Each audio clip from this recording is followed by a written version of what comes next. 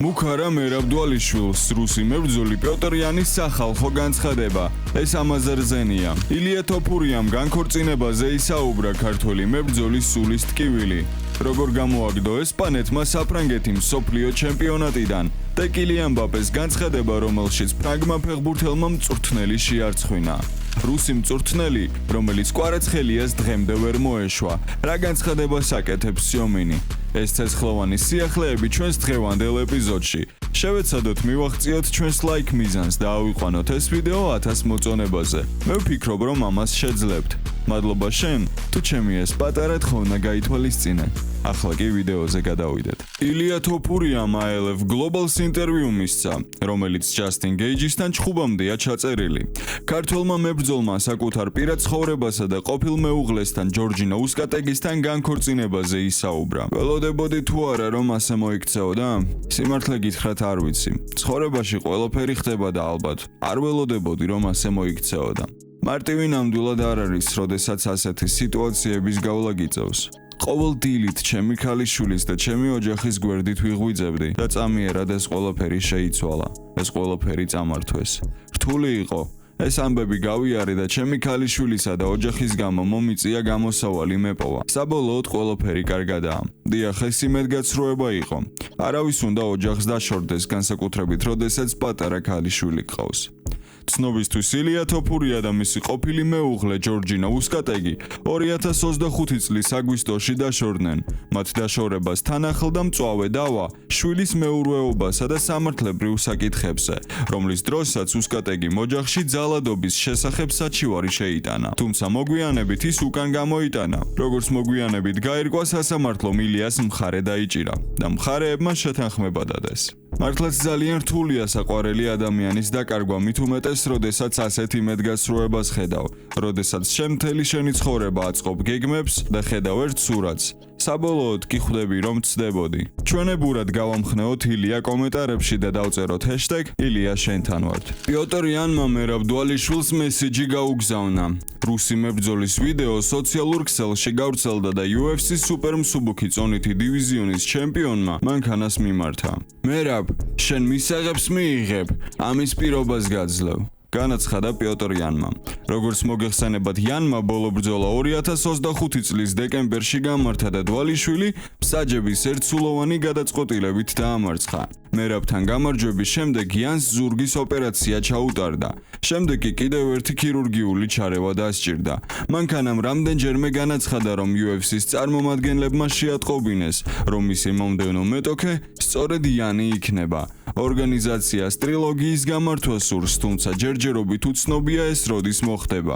ცნობისთვის იანს დვალიშვილის ინციდენტი, როდესაც მერაბს რუს მოჭიდავესთან დაპირისპირება მოუვიდა და მას ხელი გაარტყა, უყურადღებოდ არ დაუტოვებია. მან განაცხადა, რომ დვალიშვილის საქციელი ლამაზი არ ყოფილა. დაწერეთ კომენტარებში თქვენი აზრები ამ თემასთან დაკავშირებით. ყველას კარგად გვახსოვს, როგორ ფორმაში იყო პიოტր იანი ბოლო ბრძოლაში მერაბის წინააღმდეგ. ყველას გვახსოვს თუ რა ზიანი მიაყენა მან ქართველ მებრძოლს. როგორ ფიქრობთ, შეძლებს თუ არა მერაბ დვალიშვილი ამჯერად რევანშის აღებას და კუთვნილი ქამრის დაბრუნებას საქართველოში? მოსკოვის ლოკომოტივში ხვიჩა კვარაცხელიას ყოფილი მწვრთნელი იური სომინი ყოველთვის გამოირჩევა თავისი ყოფილი შეგირდის მიმართ დადებითი კომენტარებით. 79 წლის სპეციალისტმა ერთ-ერთ ინტერვიუს დროს ამჯერად მსოფლიო ჩემპიონატზე მონაწილე გუნდების რაოდენობაზე ისაუბრა და განაცხადა, მიმდინარე მუნდიალზე 64 გუნდი რომ ყოფილიყო, გულშემატკივრები ამ სეზონში ხვიჩა კვარაცხელიას თამაშით უფრო მეტად დატკბებოდნენ. როგორ უყურებთ იმ ფაქტს, რომ FIFA-ს ხელმძღვანელი ჯანი ინფანტინო ამბობს, რომ მსოფლიო ჩემპიონატი 64 ნაკრებამდე გაფართოვებას განიხილავს. კარგად, და რა არის ამაში ცუდი? აქამდე ვამბობდით, რომ 48 გუნდი მიუღებელია, რომ თითქოს დონე დაეცემოდა და ასე შემდეგ, მაგრამ როგორც აღმოჩნდა, ფეხბურთის პოპულარიზაცია გაიზარდა, დასწრება გაიზარდა, ფინანსებიც გაიზარდა. ყველაფერმა მოიმატა. ამიტომ 64 გუნდის მონაწილეობაშიც არაფერია საშინელი. მაგრამ მატჩების რაოდენობასთან დაკავშირებული პრობლემა პრობლემა აუცილებლად იარსებებს. რა გვაქვს სალაპარაკო იმაზე, 64 გუნდი სწორია თუ არასწორი. ეს მწვრთნელებმა უნდა თქვან, იმიტომ რომ გვინ არიან მსოფლიო ჩემპიონატის მთავარი მოქმედი პირები. რა თქმა უნდა, არა ინფანტინო, არამედ მოქმედი ფეხბურთელები და მწვრთნელები. და თუ მსოფლიო ჩემპიონატს გააფართოვებენ ფინალურ ეტაპზე სხვა სიმპათიური ნაკრებებიც მოხვდებიან. დიახ, საქართველოსაც შეეძლო მოხვედრა. საქართველო რომ გასულიყო ხვიჩე კვარაცხელიათი კიდევ უფრო დაუტკბებოდით. ასე რომ შემდეგში 64 იქნება და ეს გუნდებიც აუცილებლად უნდა მოხვდნენ. ეს უკვე გადაღეჭილი თემაა, ყველამ ვიცით რომ დადგა დრო საქართველო მუნდიალზე ითამაშოს და ის რომ მთელ მსოფლიოს დააკლდა კვარაცხელია ძალიან ბევრს ნიშნავს. წარმოვიდგინოთ სურათი საქართველო 4 წელიწადში. ძველი მოთამაშეები ტოპ პიკურ ფორმაში, ახალი ვარსკვლავები, რომელ ეტაპამდე შეუძლია საქართველოს გასვლა. მე პირადად მწამს ნახევარფინალის და ფინალის, მაგრამ რეალურად ღმერთმა იცის რა და როგორ იქნება. დაწერეთ თქვენი აზრები კომენტარებში, როგორ ფიქრობთ, თუ საქართველოს ნაკრები ითამაშებს მსოფლიო ჩემპიონატზე, რომელ ეტაპამდე შეძლებს გასვლას. მსოფლიო ჩემპიონატის ნახევარფინალში საფრანგეთი ესპანეთს დაუპირისპირდა და პირველი ფინალისტის ვინაობაც ცნობილი გახდა. შეხვედრა ტეხასში გაიმართა ფურია როხამ ლებლეს მრისხანეს შეტევა სრულიად გათიშა და დამსახურებულად გაიმარჯვა. კილიან მბაპე ესპანეთთან მარცხით დიდი მეტგაცრუებას გრძნობს. ჩვენ არ ჩავატარეთ ისეთი მატჩი, როგორიც გვინდოდა, არც ტაქტიკურად, არც ტექნიკურად და არც იმ ზოგადი დონის თვალსაზრისით, რაც ვაჩვენეთ. როდესაც მსოფლიო ჩემპიონატის ნახევარფინალში იმას არ აკეთებ, რაც უნდა გააკეთო, მაშინ ვერ გაიმარჯვებ. ესპანეთი ერთგული დარჩა თავისი სათამაშო გეგმის, რაც მათ ახასიათებთ. გუნდი, რომელსაც უყვარს ბურთის კონტროლი და ტემპის კარნახი. ჩვენი იდეა იყო მაღალი პრესინგი გვეთამაშა, რათა თავიდან აგვეცილებინა მათი კომფორტული, ცრუ ტემპი, მაგრამ ეს ვერ შევძელით. ზედმეტად ბევრი ტექნიკური შეცდომა დავუშვით.